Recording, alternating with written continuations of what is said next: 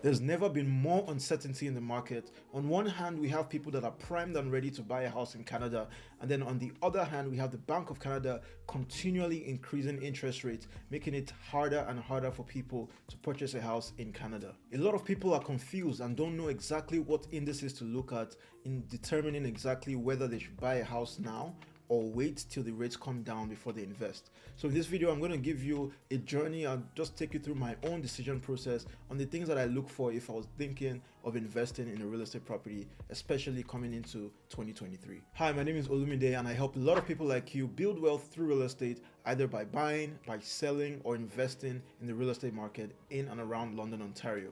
If you're curious about what the market is doing right now, you want to value your home, or you're looking to buy a property very soon, you can book a one-on-one consultation with me. The link is in the description below, or you can shoot me a text, send me a DM on Instagram, or even give me a call. All my details will be below, and I'll be happy to take you through and chat with you. Okay, so let's talk about the things that we already know about this real estate market. Number one, we know that there's already a high demand for immigrants coming into Canada. So that means that a lot of people are still going to be looking to buy a house in the coming years. Also, we know that the rates are still high and are very high right now, and therefore they are primed to go down eventually at some point. I don't know if they're going back down to the pre-COVID rates or even the COVID rates, but they're definitely primed to go down at some point. And then number three is that it's actually easier to get a home right now in this market compared to when there was so much competition. There's so many deals out there right now, so many sellers that are willing to take a deal on selling you their property. So those are the three things that we already know.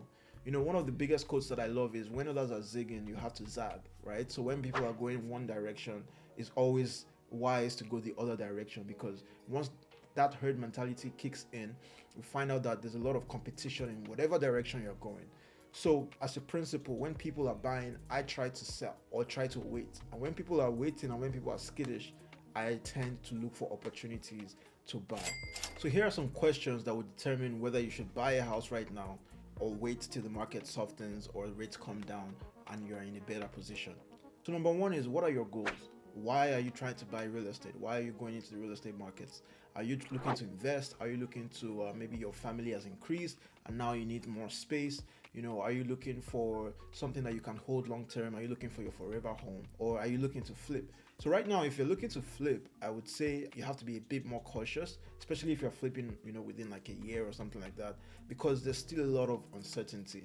We know that over a long period of time, real estate generally tends to go up, but during the mid times, so let's say in a year, 2 years, things can drop drastically, things can go up, and you don't want to be caught in that deep at that point. So make sure that your goals and your priorities are set correctly and you know exactly why you're going into that market. The second thing is, can you afford it? Is it something that you can afford? Basically, you need to get a pre-approval, or you need to find other creative ways to make sure that when it comes down to actually closing on the property that you're looking to buy, you can actually do it. You have the ability to close. If you don't have the ability to close right now, I would say the best thing is to save up money, build your credit score, and get to the point where you can actually close on the property that you're looking to buy. Of course, there are creative ways of buying properties, but that's definitely a video for another time. We can talk about that later. But just make sure that you can actually afford the property before going in. And then the third question is, what's more important for you? Interest rates or the value or equity that you can build inside the house? Now, I have an example right now and I'm going to explain to you, but before I go into it, I need to explain a concept to you. Now, that concept is called cash out refinancing, or refinancing for short.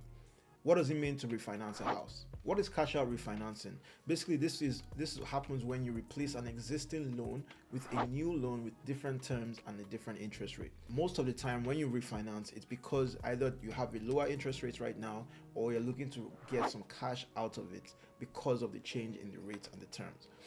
So basically, if you might buy a property and the rate is at 6%, and then maybe in a year or 2 years from now, the rate now becomes 4%, you can actually refinance that loan and get some equity, some cash out of it. So that's basically what cash out refinancing is. Okay, so let me get into the example and bring it home totally for you guys. We have two people, Jimmy and Tina. Now, Jimmy buys a house for $500,000 and he's paying, with today's rates, $2,462 every single month at 6% interest rate and a 3-year fixed with a 25-year amortization. Now, Tina also buys a house a year later at $520,000 because the rates have gone down and therefore there's an increase in demand. So the house is now worth $520,000.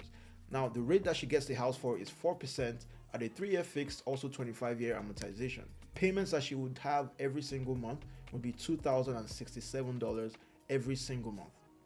Now, we have these two people. Obviously, right now, Tina is paying less every single month than Jimmy. Now, Jimmy refinances his house when the rates go down after a year and is able to get about $20,000 in equity back, with also the same payments that Tina has, which is actually $2,067 every single month. So basically, Jimmy has to pay the higher monthly payments for a full year. When the rates come down, then he begins to pay the lower monthly payments for his mortgage. We tracking? Okay, cool. Now, Jimmy actually refinances and also gets that $20,000 and also a lower payment. But Tina already bought when actually the rates came down and the prices were up. So she doesn't have any opportunity to refinance right now, and she doesn't get any equity. Now, the difference in the monthly payments added up would never amount to the $20,000 that Jimmy just made. So if you calculate it, at the end of the day, the difference is about $375, let's say $400. It will actually take 2.4 years for Tina to be able to save up that difference to make $20,000. So that's the power of equity. So it may not look like it on the on the onset, but at the end of the day, if you actually do the numbers and you look at it from a very, very objective eye, you'll find out that actually it might make more sense to buy right now than later, especially if you can afford it, it aligns with your goals, and it's something that you're willing to do for a long term. Now, I don't want to keep hammering into this. I don't want it to look like I'm being salesy or anything, but I'm just saying, if I were talking to my friend, this is basically how I'm going to approach the situation. Again, especially if they can afford it, it aligns with their goals, and it's something they're willing to do a long term, right? If I buy now with the rates higher, I know that there's less competition out there.